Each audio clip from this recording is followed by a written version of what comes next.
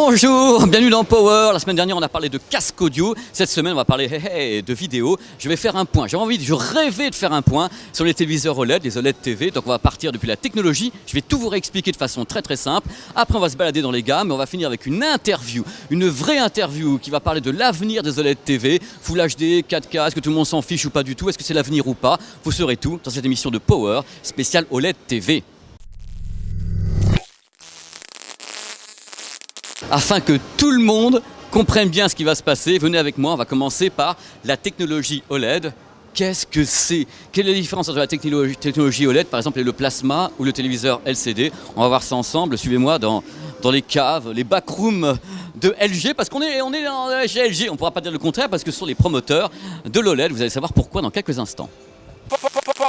On remet les compteurs à zéro. 1966, le cathodique. Oh là là, comme il est gros le cathodique, c'est une sorte d'ampoule, c'est une ampoule cathodique. Après, hop, la dalle plasma. La dalle plasma, ce sont des petites diodes qui sont installées. Il n'y a pas de rétroéclairage, c'est formidable. Moi, j'ai toujours aimé le plasma pour des tas de raisons. Arrivé après le LCD, que vous connaissez tous, avec ce qu'on appelle le rétroéclairage CCFL. C'est quoi le CCFL? Ce sont des sortes de petites barres, des barres néons, entre guillemets, qui rétroéclairent l'image. Parce qu'il y a un truc important à savoir, c'est que la différence entre cette chose-là, donc le plasma ou bien, puisqu'on va parler tout à l'heure, l'OLED, c'est que le LCD demande un rétroéclairage. Alors avant, le rétroéclairage se faisait justement avec le CCFL et maintenant le rétroéclairage se fait avec des diodes LED. C'est pour ça qu'on appelle ces téléviseurs les téléviseurs LCD LED. Il ne faut pas les appeler des téléviseurs LED parce que ce n'est que le rétroéclairage, ça reste des téléviseurs LCD. On en arrive justement au téléviseur OLED. Le téléviseur OLED, pour moi, c'est ce qu'il y a de plus proche du plasma. Pourquoi?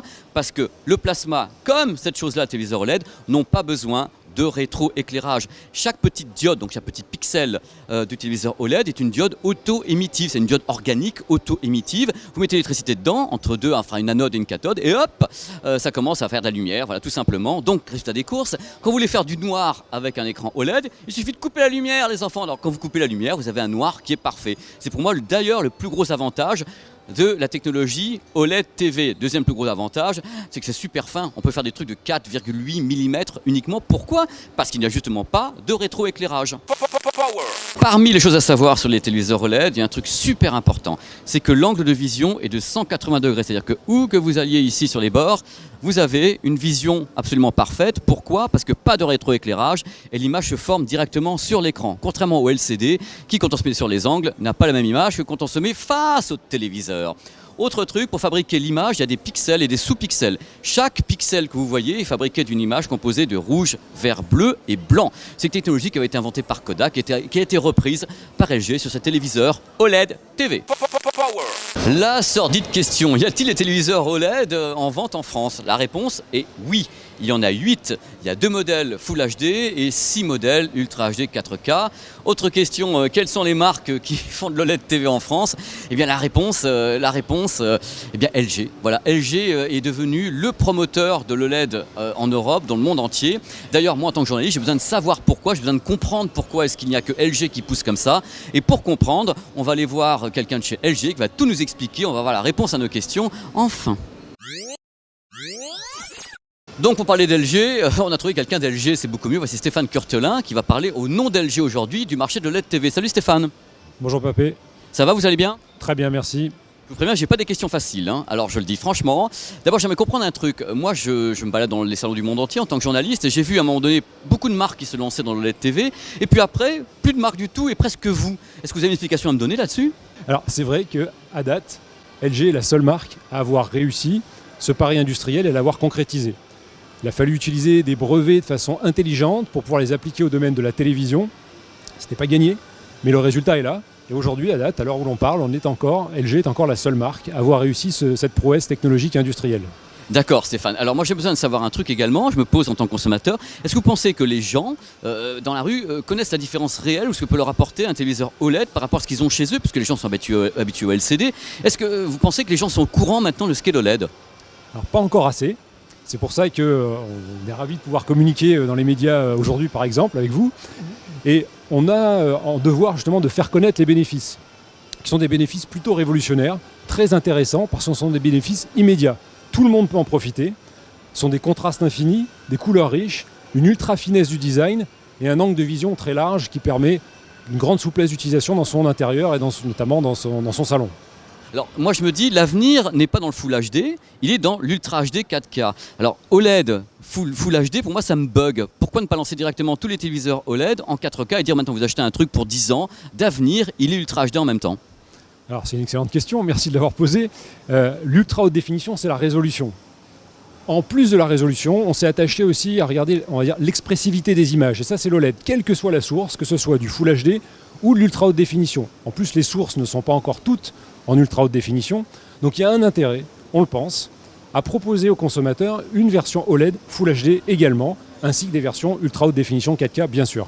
Je comprends très très bien, mais encore une fois, je veux dire, les personnes qui achètent ça maintenant, je pense qu'il a envie de le garder 10 ans. Il va pas vu le prix quand même, Stéphane, on est d'accord. Et là, il va acheter un téléviseur qui est Full HD pendant 5 ou 6 ans, alors quand même, là, ça se pointe. On a les box chez Free, on a SFR qui fait des annonces. Donc pour moi, il y avait quand même une petite dichotomie. Mais c'est personnel. Alors vous le voyez comment, en fin de compte, le marché de l'OLED TV dans les 3-4 ans? Est-ce que vous pensez qu'il y a d'autres acteurs qui vont entrer en lice? Est-ce que vous pensez en effet que Panasonic va faire un carton, parce que vous avez le droit de le dire? Sony va s'y mettre? Est-ce que vous pensez que Samsung va revenir? Vous pouvez pas parler? Si je peux parler un petit peu quand même. Alors, ce qui est certain, c'est que c'est un pari, vous l'avez compris, qu'LG a pris, et on est persuadé que l'OLED, c'est une nouvelle ère pour la télévision, et qu'en effet, ça représente l'avenir pour les 4, 5, allez, on peut s'emballer un peu, au-delà des 5 prochaines années. Alors, il est possible que d'autres marques tentent également ce pari. Dans un premier temps, on peut même imaginer qu'il y ait des dalles qui viennent de chez LG, qui soient peut-être réutilisées, mais ça, c'est de l'imagination. Mais en tous les cas, chez LG, on est persuadé que l'avenir est à l'OLED. Mais est-ce que pour autant, vous commencez, vous êtes quand même super investi, vous commencez un peu, entre guillemets, le mot n'est pas méchant, à délaisser votre marché LCD? Parce que moi, si j'étais à votre place, si je veux vraiment frapper un grand coup, je dis écoutez, maintenant, c'est l'OLED qui est l'avenir, on va baisser le prix de l'OLED, parce que quand même ce qui freine les gens, c'est également ce prix avec peut-être une qualité d'image qu'ils ne voient pas immédiatement. Je pense qu'il y a une politique commerciale derrière. Vous avez quelle vision? Est-ce que vous pensez que les téléviseurs vont baisser énormément en prix dans les 3-4 ans, chez vous, dans tous les cas?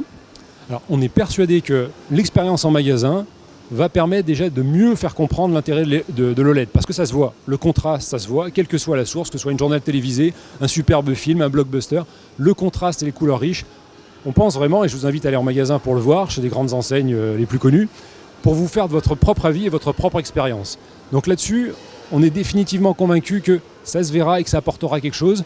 Alors le reste, le LCD, le LED, ça sera de l'entrée de gamme et du milieu de gamme. Parce qu'aujourd'hui, l'OLED reste du haut de gamme. On pourra le trouver environ à partir de 2000 €, ce qui représente déjà aujourd'hui le haut de gamme de la télévision en flat. Puis après, bien sûr, on peut imaginer des prix un peu plus stratosphériques, mais voilà, aujourd'hui, dans notre gamme, ça restera le haut de gamme, il va rester le LED classique pour le reste de l'offre.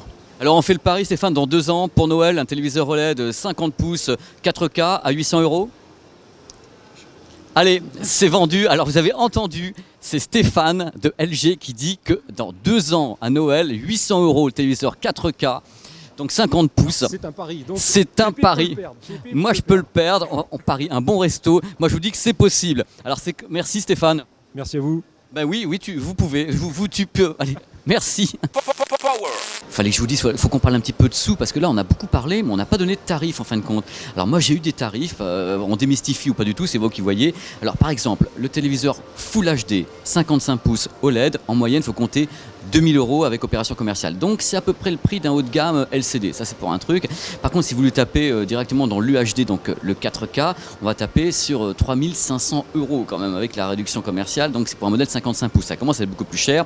Si vous voulez des modèles encore plus grands, voilà, Blair Witch Project, 65 pouces, alors là c'est un petit peu la blinde de chez Blinde. Alors 65 pouces c'est plutôt entre 5000 et 8000, et puis il y a des gros modèles incurvés carrément à 25 000 €, soyons fous, alors mort de rire.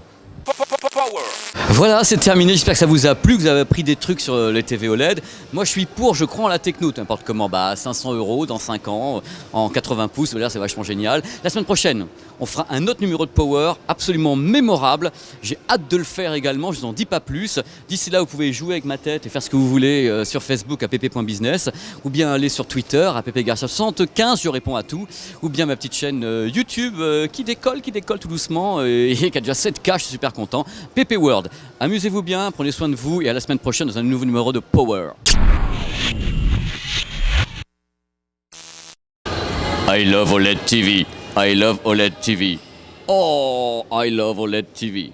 I love OLED TV.